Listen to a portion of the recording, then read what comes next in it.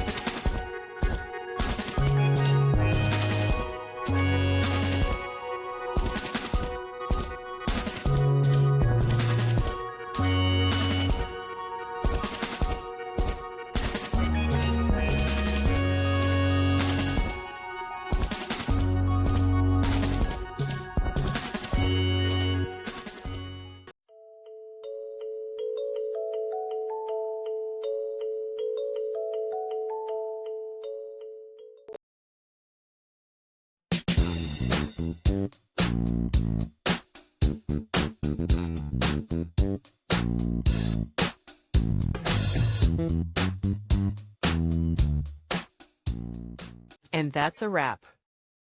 I hope you found the answer you were looking for. If you did, take a second to hit that subscribe button. It really helps out. And let me know in the comments which solution worked best for you. See you next time in the debug zone.